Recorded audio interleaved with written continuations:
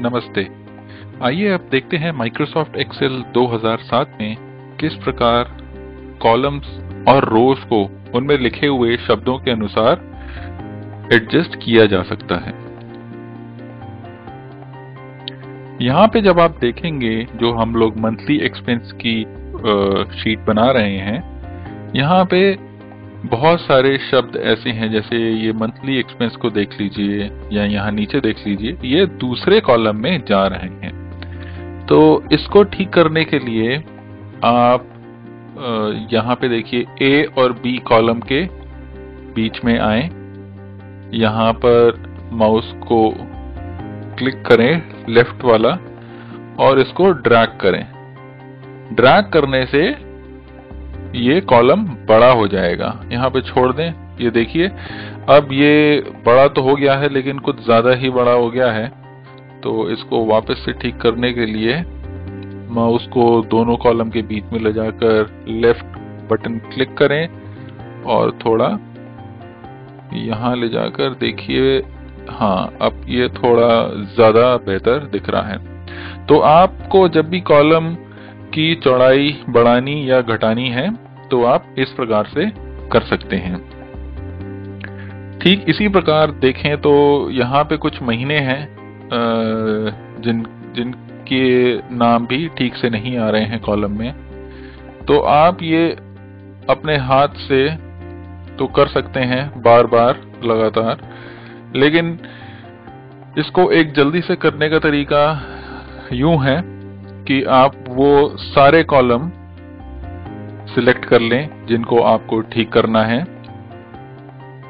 यहाँ ऊपर cell command में ये फॉर्मेट बटन को क्लिक करें और यहाँ पर आप कॉलम की चौड़ाई बता सकते हैं। अब मेरे को तो पता नहीं है कितनी कॉलम की चौड़ाई है ये, तो इसको छोड़िए जरा।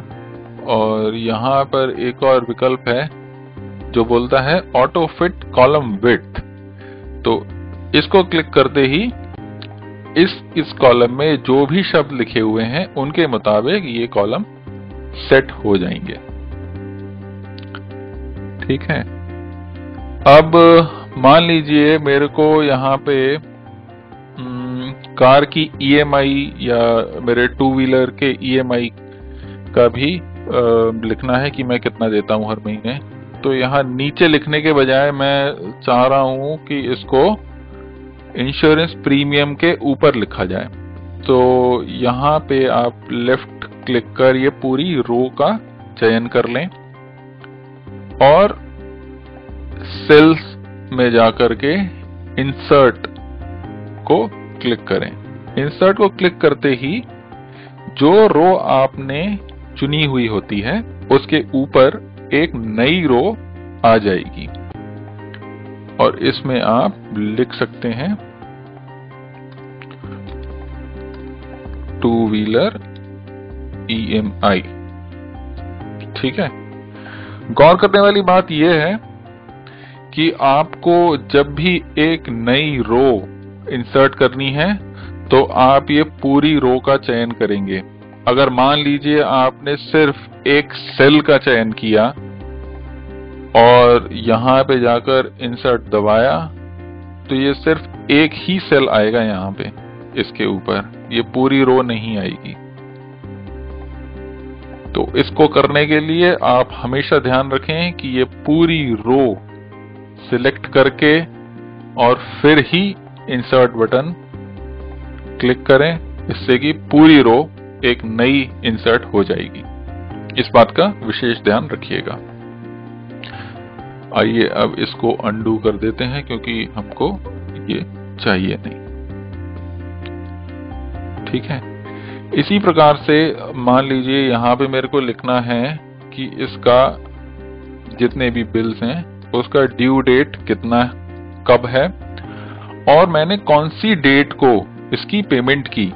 तो वो डेट पेमेंट वाली मेरे को यहाँ पे बी और सी कॉलम के बीच में डालनी है। उसको डालने के लिए मैं ये सी कॉलम का चयन करूंगा और यहाँ पर सेल्स में जाके इंसर्ट बटन को क्लिक करूंगा। इसके क्लिक करते ही एक नया कॉलम मेरे पास में आ जाएगा। अब मैं यहां पे लिख सकता हूं डेट पेड, कौन सी तारीख को मैंने ये पे कर दिए। ठीक इसी प्रकार से मान लीजिए आपको ये पूरी की पूरी रो, जैसे अब आपका टैक्स बनता नहीं है तो आपको टैक्स देने की जरूरत नहीं है, अब आप टैक्स वाली पूरी की पूरी रो डिलीट करना चाहते हैं, तो इसको लेफ्ट क्लिक करके इसको चुने और यहां पर डिलीट पर जाकर क्लिक करें। इससे पूरी की पूरी रो डिलीट हो जाएगी। अगर आपने, आइए इसको अंडू कर देते हैं पहले, अगर आपने सिर्फ सेल को डिलीट किया तो सिर्फ सेल डिलीट होके बाकी के सारे सेल ऊपर आ जाएंगे, इससे आपका पूरा हिसाब गड़बड़ा जाएगा। तो हमेशा ध्यान रखिए, अगर आपको रो डिलीट करनी है तो पूरी रो को लेफ्ट में जाकर क्लिक करके पूरा रो सिलेक्ट करेंगे।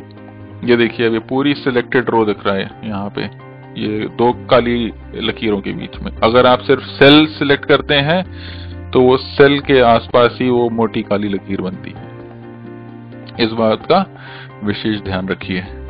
तो आपने सीख लिया कि किस प्रकार से आप एक नई रो बीच में डाल सकते हैं, नया कॉलम बीच में डाल सकते हैं, रो को डिलीट कर सकते हैं, और कॉलम को डिलीट करने के लिए भी वही कमांड है, कॉलम सिलेक्ट करें और डिलीट पर क्लिक करें। साथ ही साथ आपको ये भी मालूम पड़ गया कि ये कॉलम की चौड़ाई कैसे बढ़ा या घटा सकते हैं। इसी प्रकार आप रो की भी चौड़ाई बढ़ा सकते हैं अथवा घटा सकते हैं। धन्यवाद।